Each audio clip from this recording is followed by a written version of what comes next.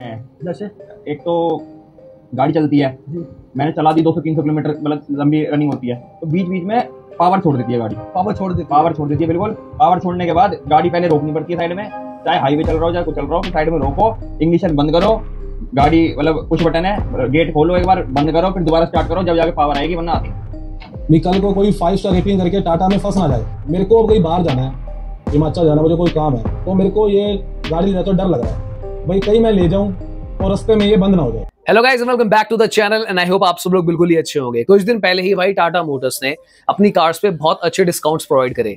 Nexon EV पे, Tata Punch EV पे, in fact ICE cars पे भी जो लाइक पेट्रोल डीजल होती है उन पे भी बहुत ज्यादा डिस्काउंट टाटा ने रिसेंटली ऑफर करा। मुझे कुछ दिन से कमेंट आ रहे थे कि यार क्या हमें नेक्सॉन लेनी चाहिए, क्या आप रेकमेंड करते हो कि इतना जो डिस्काउंट मिल रहा है उसके पीछे कोई संगीन कारण नहीं है, कोई प्रॉब्लमैटिक कार्स को तो नहीं सेल करा जा रहा है डिस्काउंट के नाम पे। एंड आई वाज लाइक यार मेरे पास इसका एक्चुअल आंसर था नहीं, क्योंकि मुझे लगा कि इस बात को पकड़ पाना बहुत मुश्किल है, क्योंकि देखो हजारों कार्स बिक रही हैं टाटा की, अब क्यों डिस्काउंट दे रहे हैं, रीजन क्या है? देखो एक रीजन तो ये था डेफिनेटली कि काफी स्टॉक डीलर के पास पड़ा हुआ था, कार्स बिक नहीं पा रही थी। स्टिल मैंने सोचा एक काम करते हैं, थोड़ी सी रिसर्च करते हैं, तो मैंने कुछ साइट्स पे जाके ओनरशिप रिव्यूज पढ़े, मैंने इनफैक्ट कुछ वीडियोस भी चेक करी। अभी जो क्लिप्स आपने देखे ये कुछ ओनर्स के क्लिप्स हैं जिन्होंने रिसेंटली टाटा नेक्सॉन ली थी और उसके बाद ये सारी चीजें हो रही हैं। मैं आपको बता दूं कि ये जो वीडियो है किसी ब्रांड को डीफेम करने के बारे में नहीं है और मुझे कोई फर्क नहीं पड़ता कोई ब्रांड मेरे बारे में क्या सोचता है।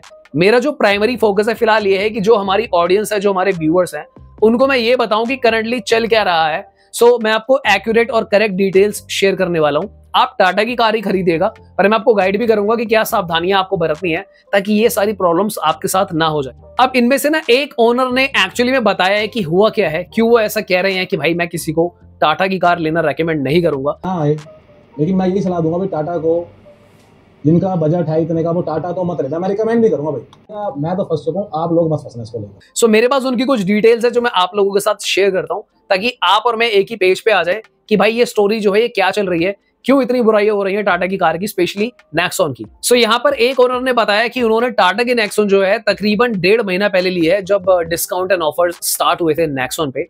और मेन रीजन जो था उनका खरीदने का ये था कि भाई टाटा की कार्स उनको पसंद थी और उनकी मेंटालिटी थी कि भाई जो पैसा हम लगा रहे हैं अगर हम एक देश की कंपनी में लगाते तो काफी अच्छी बात हो जाती है। एंड मोर ओवर कि भाई 5 स्टार सेफ्टी रेटिंग आ ही रही है और साथ में उनको नेक्सॉन का जो कार डिजाइन है वो काफी ज्यादा पसंद था, टाटा पे काफी ज्यादा ट्रस्ट भी था। क्रिएटिव प्लस एस इन्होंने वेरिएंट लिया है जो डिस्काउंट के बाद इनको 13,20-25 हजार रुपए के आसपास पड़ा। सो ये डिस्काउंट तक काफी ज्यादा खुश रहे। अब दोस्तों यहाँ पे हुआ ये है कि ये जो ओनर है इस छोटी सी ड्यूरेशन में ही, देखो 1.5 महीना क्या ही होता है यार, कुछ भी नहीं होता है, इसी छोटी सी ड्यूरेशन में ये 5-6 बार टाटा के कस्टमर सर्विस के चक्कर लगा चुके हैं। और इनका कहना है कि भाई जब भी मैं जा रहा हूं और वापस आ रहा हूं तो एक प्रॉब्लम सॉल्व नहीं हो रही है कि दूसरी खड़ी हो जा रही है, और जो करंट प्रॉब्लम का सोल्यूशन इनको दिया जा रहा है उससे बहुत अनहैप्पी है। अभी जो सारी परेशानी इनको आई, इन्होंने एक यूट्यूबर को जाकर, दूसरे भाई को, यूट्यूबर को अपना वीडियो ओनरशिप रिव्यू दिया है जहां पर ये सारी डिटेल उन्होंने दी है। अब दोस्तों अगर बात करें मेन परेशानियों की, तो परेशानियां जो उन्होंने बताई हैं वो ये बताई हैं कि भाई कभी तो डोर ही नहीं खुल रहा है, जो स्मार्ट की है उसको यूज कर रहे हैं, डोर अनलॉक नहीं हो रहा है, डोर अनलॉक हो जा रहा है तो उसके बाद जब वो कार का एसी ऑन कर रहे हैं तो भाई एसी ऑन नहीं हो रहा है। अब जैसे तैसे वो एक चीज को फिक्स करा रहे हैं तो उसके बाद कभी ORVM ओपन नहीं हो रहे हैं। सबसे बड़ी प्रॉब्लम यह है कि जो ड्राइवर के साथ पैसेंजर सीट का गेट है वहां पर इसको क्लोज करते टाइम भी प्रॉब्लम आ रही है, और ये एक फिट एंड फिनिश का इशू है। आई मीन आप इमेजिन करो एक कंपनी कार सेल कर रही है और डोर ढंग से बंद नहीं हो रहा है, ये बात उन्हें पता ही नहीं है। सो कितना तगड़ा इशू है फिट एंड फिनिश का। ओनर ने ये भी बोला है कि जो कार के अंदर मोड्स आते हैं ड्राइविंग के टाइम पे, इको, सिटी, स्पोर्ट, एको मोड पे इनको काफी प्रॉब्लम लग रही है और हद से ज्यादा कार अंडर पावर लग रही है। हालांकि उसकी परेशानी उन्होंने जिक्र भी करा सर्विस सेंटर में, पर उन्होंने इनको कहा कि भाई कुछ नहीं है, आपका वहम हो सकता है। ये उन्होंने मान भी लिया कि कुछ वहम हो सकता है। वहीं जो दूसरे ओनर है जो मैंने आपको पहली वाली क्लिप दिखाई थी, एक इसके जैसे टच वाला बटन्स है जो इंडिकेटर के हो गए या हर चीज के हो गए, कभी कभी वर्क करते हैं, कभी कभी नहीं करते, एक ये है। वहां पर ये बता रहे हैं कि भाई कार जो है चलते चलते रोड पर खड़ी हो जा रही है, पावर ही छोड़ दे रही है और खड़ा रखना पड़ रहा है। उसका सोल्यूशन ये है कि भाई थोड़ा वेट करो, दोबारा से इग्निशन करो, स्टार्ट ऑफ करो और उसके बाद वो ठीक हो जाता है। हाईवे पे गाड़ी साइड लगाओ, फिर ऑफ ऑन करो कार को और उसके बाद चलानी शुरू करो। और सोल्यूशन ये है कि वो कह रहे हैं कि भाई जब नेक्स्ट टाइम सर्विस पे जाएगी कार तब दिखा देंगे, क्योंकि अभी उनके पास वक्त नहीं है, फिलहाल वो ऐसे ही मैनेज कर रहे हैं। एंड दोस्तों हमारे चैनल पे मेंबरशिप भी ऑन हो गई है, आप हमारे चैनल की मेंबरशिप ले सकते हो, आपको एक्सक्लूसिव बैच मिलेगा प्रीमियम मेंबर का। आपके कमेंट को प्रायोरिटी पे रिप्लाई करा जाएगा, जो भी आपके डाउट्स और क्वेश्चन होते हैं, क्योंकि देखो कई सारे कमेंट्स आते हैं, तो वैसे भी मैं रिप्लाई करने की कोशिश करता हूं, पर कुछ लोगों के छूट जाते हैं, तो उसके लिए अगर आप हमारे मेंबर होते हो तो आपका जो कमेंट है वो पहले हाईलाइट हो जाएगा। अब दोस्तों समझने वाली बात यह है कि जब कार ओनरशिप रिव्यू आता है ना, तो उसमें जायज सी बात है कि कोई भी कार परफेक्ट नहीं होती। आप किसी भी कार ब्रांड की कार देख लो, चाहे मारुति की कार हो, चाहे टाटा की कार हो, महिंद्रा की कार हो, हर कार के अंदर ना कुछ माइनर फॉल्ट्स आ जाते हैं। पर इस तरीके के जो फॉल्ट्स आ रहे हैं ना, ये माइनर कैटेगरी में नहीं आते, ये मेजर कैटेगरी में आते हैं। माइनर तो यार बहुत होता है, जैसे फॉर एग्जांपल मेरे पास भी कार है, उसमें माइनर फॉल्ट कभी कभी क्या होता है, जैसे मैं टैंक फुल करा लेता हूं तो वो थोड़ा लेट रिफ्लेक्ट कर देता है, पर मतलब 15-20 मिनट बाद दिखाता है कि टंकी फुल हुई है, वरना वो पॉइंट नीचे रखता है। बट इसका ना कोई क्रिटिकल इशू नहीं है, और ये भी once in a blue moon है कि अगर मैंने 10 बार टंकी फुल कराई तो एक आध बार ये प्रॉब्लम मुझे आ जाती है। तो इस तरीके की चीजों को आप माइनर में कह सकते हो कि हाँ भाई एक माइनर प्रॉब्लम है। पर ये जो चीजें हैं कि कार का इंजन का पावर को ही छोड़ देना, या फिर कार का जो है डोर बंद होते टाइम प्रॉब्लम आना, एंगल्स में गैप आना, या फिर अटकना गेट का, ये तो बहुत ही ज्यादा प्रॉब्लमैटिक है। और साथ ही में भाई ORVM की जैसी चीजें हैं, फोल्ड अनफोल्ड ही नहीं हो रहे, या फिर कार ही नहीं अनलॉक हो पा रही है, और ओनर ने भाई अपना दर्द जताया कि भाई मुझे अर्जेंसी है, मुझे कहीं जाना है, मेरी कार अनलॉक नहीं हो रही है। कल को हाईवे पे कुछ फैमिली के साथ मैं जा रहा हूं तो कॉन्फिडेंस कैसे आएगा कि कार बंद हो जाए। और ये बिल्कुल जायज बात भी है।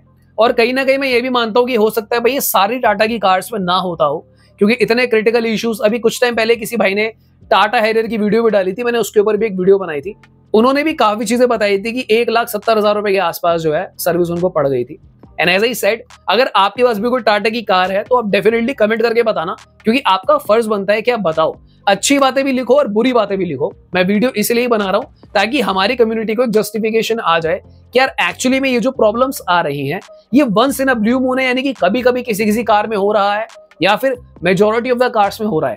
देखो इससे पहले नेक्सॉन को लेकर ना इतने संगीन क्लेम्स नहीं आए हैं कि भाई 1.5 महीने में कार की बिल्कुल मट्टी पली सी होने को लग रही है, क्योंकि कार पावर छोड़ रही है, ऑन ही नहीं हो रही है, या फिर गेट ही नहीं खुल रहे हैं, बंद होने में इश्यूज आ रहे हैं। आई मीन ये सारे जो है काफी ज्यादा प्रॉब्लमैटिक चीजें हैं। अब हमें ना आप लोग कमेंट करते रहते हो, हमारी जो कम्युनिटी में ना फीडबैक आते रहते हैं। इससे पहले नेक्सॉन के ना इस तरीके के फीडबैक नहीं आए मुझे, स्पेशली 1.5 महीने की ड्यूरेशन में, और ये वही ड्यूरेशन है जब डिस्काउंटेड कार सेल हो रही है। तो देखो टू बी ऑनेस्ट मैं आपको बिल्कुल सच बताऊं ना, कई सारे ब्रांड्स जो हैं वो एक ही थाली के चट्टे बट्टे हैं। आपको याद होगा मैंने ना ब्रेजा की एक वीडियो बनाई थी कि डोंट बाय ब्रेजा। अब आप में से कई लोगों को पता है कि मेरे पास ब्रेजा है, उसके बावजूद मैंने वीडियो बनाई थी कि भाई ब्रेजा मत खरीदना। उसमें जो मैंने मेन पॉइंट्स बोले थे कि भाई 6 एयर बैग डाल दो बेस मॉडल से, क्योंकि सारी कॉम्पैक्ट एसयूवी में आ रहे हैं, खाली ब्रेजा में ही नहीं थे, या फिर स्टीयरिंग की फीडबैक पे स्लाइटली और काम कर लिया जाए, और साथ ही में इंटीरियर्स में थोड़े बहुत सुधार करे जाए, क्योंकि जब तक हम आवाज नहीं उठाएंगे कुछ नहीं होगा। इस वीडियो पे आई थिंक कुछ 50-60 हजार व्यू आए होंगे, और उसके कुछ टाइम बाद ही अर्बैनो भी अनाउंस हुआ था। इनफैक्ट अर्बैनो तब तक भी अनाउंस नहीं हुआ था जब तक कि XUV 3XO के रिड्यूस्ड प्राइस नहीं हुए थे। 8.5 लाख रुपए इन्होंने जब रख दिया था प्राइस, उसके बाद ही नेक्सॉन ने भी सडनली प्राइस गिरा दिया था कि भाई महिंद्रा ने तो कम कर दिया रेट। और उसके बाद जब भाई हर तरीके से प्रेशर मारुति पे भी पड़ा, ब्रेजा पे भी पड़ा, तो उन्होंने फाइनली अर्बैनो पैक निकाला। तो इससे एक बात जस्टिफाइड होती है कि कोई भी ब्रांड कभी भी ना आपको कुछ भी फ्री में तो देना चाहता ही नहीं है, जब तक कोई पीक लेवल पे बात ना हो जाए, फिर कोई ऐसा काम ना हो जाए कि भाई अब तो देना ही पड़ेगा। हालांकि मारुति ने जो अर्बैनो का स्टेप लिया, आप ये देखो कमाल की बात, उससे सेल्स इतनी ज्यादा बूस्ट हो गई कि वो टॉपर बन गई। और मैंने ये बात अपनी उस वीडियो में भी बोली थी कि अगर मारुति थोड़े से चेंजेस और कर देना तो इसको कार को बीट करना ऑलमोस्ट इम्पॉसिबल ही हो जाएगा। और ये काम ना बिना 6 एयर बैग के हो गया, बिना इंटीरियर इंप्रूव करे हो गया। खाली अर्बैनो पैक क्या लगा दिया कि भाई 15,000 रुपए दो और हमसे 45,000 का माल कार में लगवा के लेकर जाओ, तो ये चीजें हो गई।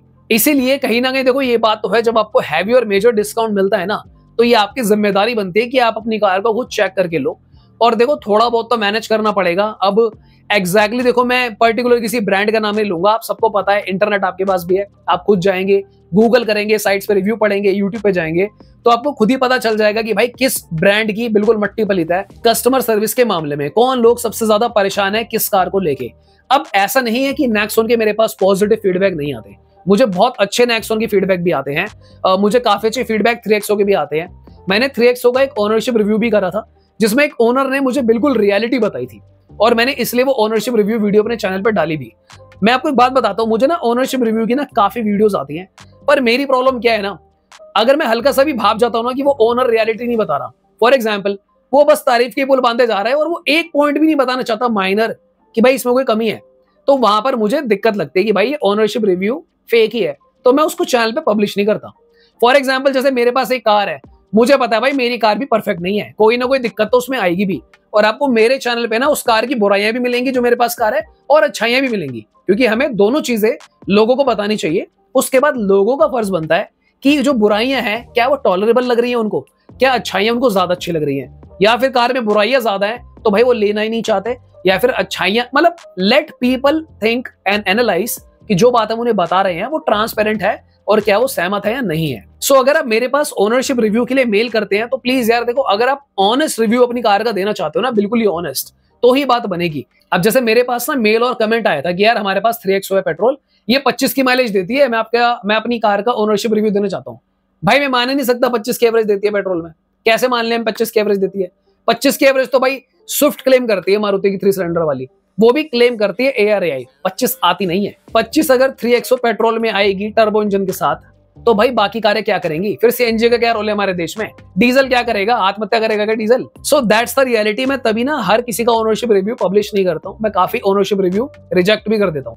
अब अगर आए मेन क्वेश्चन पे कि क्या भाई इस डिस्काउंटेड ड्यूरेशन पे आपको कार लेनी चाहिए या फिर नहीं लेनी चाहिए, भाई बिल्कुल लो, पर आप अपने डीलर से ना ढंग से बात करो, बिल्कुल एडवांस में, कि भाई साहब मेरी कार में कोई इश्यूज नहीं आने चाहिए।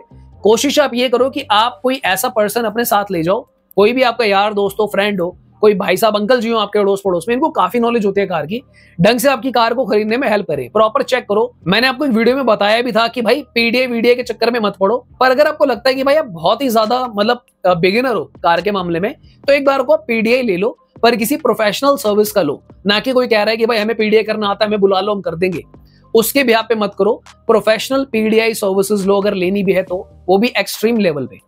पर अगर आपको कोई खास यार दोस्त है जिसको 3-4 साल हो गए कार चलाते हुए, तो उसे भी काफी नॉलेज होती है, अपनी कार को भाई दबा कर चेक करो, फुल पे AC करके देखो, कार को भगाओ, उसी टाइम ही भाई 1-2 घंटे में उसको ले जाओ कहीं हाईवे पे, चलाओ, पूरी टटोलो कार को चेक करो, देखो भाई कहीं पे रस्ट तो नहीं लग रहा है, चेक करो, एक एक पार्ट चेक करो ढंग से, fit and finish, panel gap, ये सारी चीजें ना आप खुद भी चेक कर सकते हो, इतना मेजर नहीं होता है। बट एज आई सेड, अगर आपको दिक्कत लगती है so go with the professional PDI services, ना कि कोई कह रहा है कि भाई करा लो तो करा ली।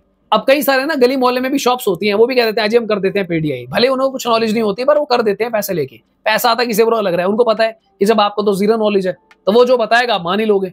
तो समझ रहे हो मैं क्या कह रहा हूँ, इसलिए go for professional service. Overall में कंक्लूजन की बात करूं दोस्तों, तो Tata Nexon is not a overall bad car. अगर इतनी ही बेकार होती ना तो इतनी सेल्स थोड़ी होती यार। काफी अच्छी सेल्स रही है नेक्सॉन की, हालांकि कुछ टाइम से डाउन जा रही है, अब पता नहीं लोग CNG का वेट कर रहे हैं क्या सीन है, पर मेरी CNG वाली एडवाइस पे भी ध्यान देना।